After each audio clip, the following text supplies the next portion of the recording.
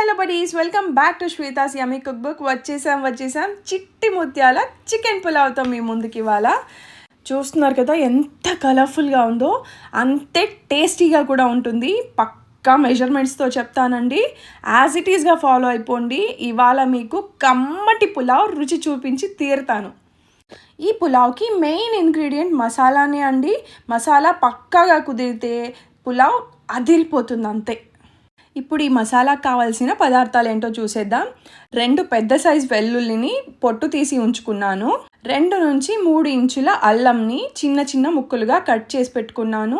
ఇంకా చిన్న కొబ్బరి ముక్కని స్లైసెస్గా కట్ చేసుకున్నాను.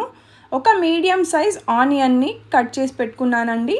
ఇకపోతే 2 టేబుల్ స్పూన్ల ధనియాల పొడి, 3 ఇంచుల దాల్చిన చెక్క, 10 లవంగాలు, 10 యాలుకలు.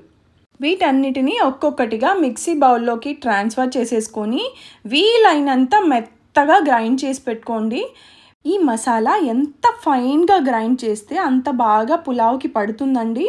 పులావ్ టేస్ట్ కూడా అంత కమ్మగా వస్తుందన్నమాట. ఇప్పుడు రైస్ తీసుకుందామండి. అట్లీస్ట్ హాఫ్ అన్ అవర్ అయినా నానబెట్టుకోవాలి రైస్ని. నేనైతే 2 గ్లాసులు రైస్ తీసుకుంటున్నాను. వెయిట్లో చెప్పాలంటే 1 kg రైస్ తీసుకోండి. ఈ రైస్ని బాగా కడిగి ఒకవైపు నానబెట్టి ఉంచేయండి. చూస్తున్నారు కదండి, ఈ రైస్ పేరే చిట్టి ముత్యాలు అనమాట. యూజువల్గా మనకి రైస్ అనేది పెద్దగా స్మెల్ రాదు కదా, కానీ ఈ రైస్ మాత్రం చాలా మంచి స్మెల్ వస్తుందండి. ఈ స్మెల్లే పులావ్కి హైలైట్ అనమాట. ఇప్పుడు మనం మరోవైపు చికెన్ని మ్యారినేట్ చేసుకుందామండి. ఇప్పుడు ఒక 1 kg చికెన్ని కడాయిలో తీసుకుని దానికి ఉప్పు, పసుపు, ఇందాక మనం మిక్సీ పట్టి ఉంచుకున్న మసాలాని 1.5 టేబుల్ స్పూన్ వేసి, మరో 2 టేబుల్ స్పూన్ల ఆయిల్ కూడా వేసి హై ఫ్లేమ్లో ఉంచి బాగా ఉడకనివ్వండి.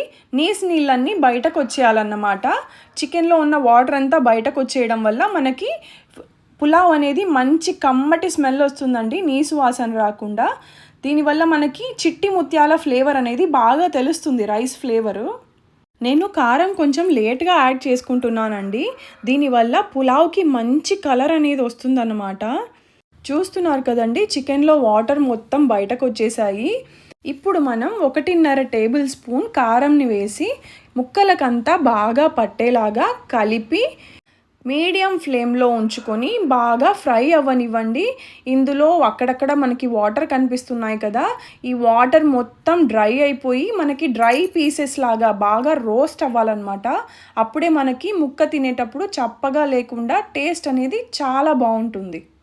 ఇప్పుడు మనం పులావ్ మెయిన్ ఇంగ్రీడియంట్స్లోకి వెళ్ళిపోదామండి. చూస్తున్నారు కదా, 2 పెద్ద టొమాటోలు కట్ చేసి పెట్టుకున్నానండి. ఇక 4 పచ్చిమిర్చి మధ్యలోకి కట్ చేసి పెట్టుకున్నాను. మీరు కారం బాగా తినే పని అయితేనే ఈ పచ్చిమిర్చి యాడ్ చేసుకోండి, లేదంటే మనం ఆల్రెడీ వేసిన మిర్చి పౌడరే సరిపోతుంది.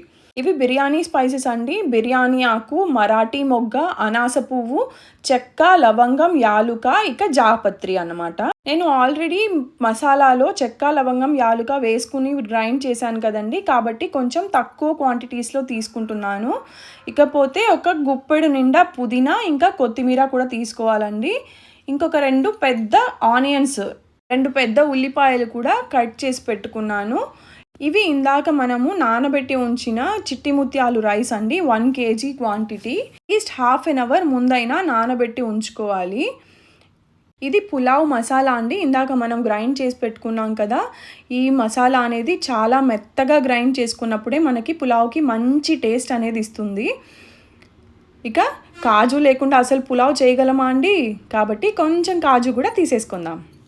ఇప్పుడు మందపాటి కడాయిని పెట్టి ఇందులో 2 టేబుల్ స్పూన్ల నెయ్యి, 3 టేబుల్ స్పూన్ల నూనె యాడ్ చేద్దామండి.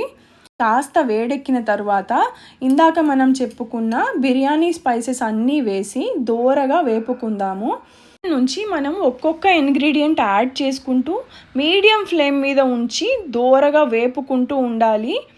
ఇప్పుడు మనం కాజు యాడ్ చేసుకొని మీడియం ఫ్లేమ్ మీదనే దోరగా వేపుకుందామండి. ఇప్పుడు ఇందాక చెప్పుకున్నట్టుగా 2 పెద్ద సైజ్ ఆనియన్స్ని కట్ చేసి బాగా దోరగా వేపుతున్నాను. ఆ తర్వాత పచ్చిమిర్చి, టొమాటో, పుదీనా, కొత్తిమీర కూడా ఒకటొకటిగా యాడ్ చేసుకుంటూ ఒకదాని తర్వాత ఒకటి దోరగా వేపుకుందామండి. కొంచెం టైం పడుతుంది. ఈ వెజిటేబుల్స్ ఇంకా మసాలా వేగేదాకా మంటని మీడియంలోనే ఉంచుకోండి. దీనివల్ల మనకి మసాలా అనేది బాగా వేగుతుంది. మసాలా ఎంత వేగితే పులావ్కి అంత మంచి టేస్ట్ వస్తుందన్నమాట. ఇప్పుడు మనం ఒక గుప్పెడు నిండా ఫ్రెష్ పుదీనా ఆకులు తీసుకుంటున్నామండి. ఈ ఆకులు క్వాంటిటీ ఎక్కువ తీసుకోవడం వల్ల, ఫ్రెష్గా ఉండడం వల్ల పులావ్కి మంచి స్మెల్ అనేది యాడ్ అవుతుందన్నమాట. తినేటప్పుడు ఇంకా ఇంకా తినాలనిపించేంత బాగా స్మెల్ వస్తుందన్నమాట పులావు. ఇంకా సగం కొత్తిమీర కూడా వేసేసుకున్నానండి.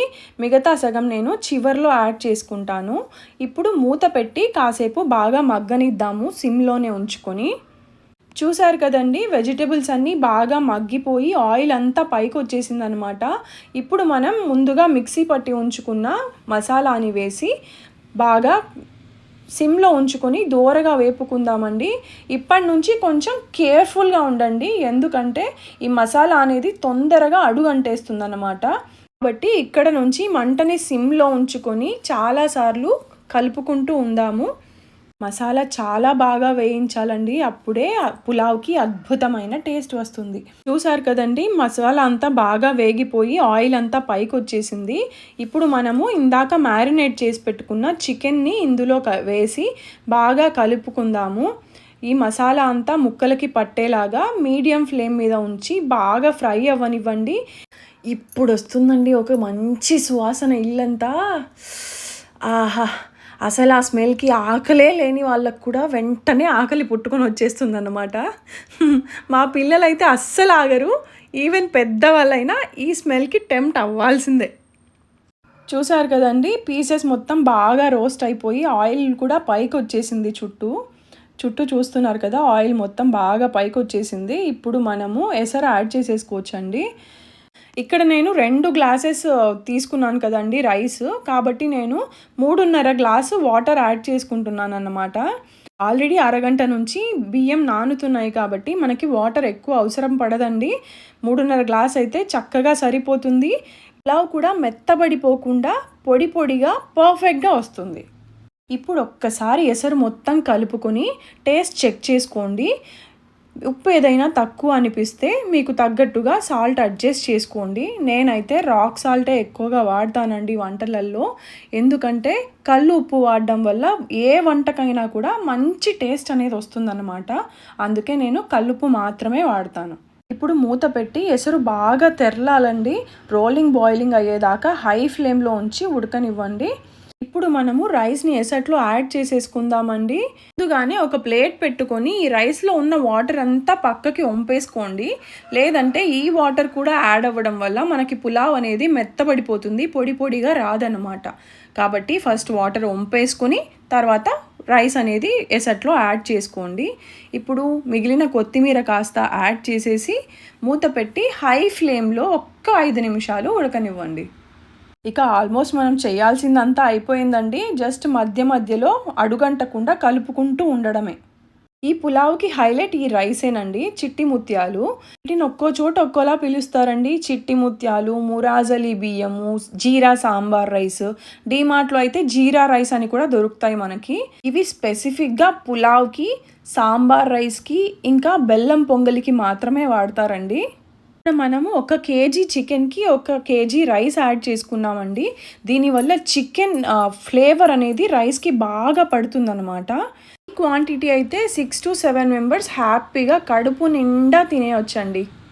చూస్తున్నారు కదండి, రైస్ బాగా దగ్గర పడుతోంది. అడుగంటకుండా మధ్యలో కలుపుకుంటూ ఉండండి. అసలు ఈ స్మెల్కే నోట్లో నీళ్ళు ఊరేస్తున్నాయండి. పొట్టలో అయితే ఎలుకలు భయంకరంగా పరిగెడుతున్నాయి. ఎప్పుడెప్పుడు తినేద్దామా అని వెయిటింగ్ అంతే. చూసారు కదా, పులావ్ కంప్లీట్గా రెడీ అయిపోయింది. ఇప్పుడు సర్వ్ చేసేసుకొని ఫస్ట్ తినేద్దాం, తర్వాత మాట్లాడుకుందాం. చూసారు కదా ఎంత కలర్ఫుల్గా ఉందో, అంతే టేస్టీగా ఉంటుంది. నేను చెప్పిన మెజర్మెంట్స్ పక్కా ఫాలో అవ్వండి. మీరు ట్రై చేసి కామెంట్స్లో ఎలా వచ్చిందో తెలియచేయండి. ఫ్రెండ్స్కి, రిలేటివ్స్కి షేర్ చేయండి. మరిన్ని రెసిపీస్ కోసం శ్వేతాస్ యమ్మీ కుక్ బుక్కి సబ్స్క్రైబ్ చేయండి.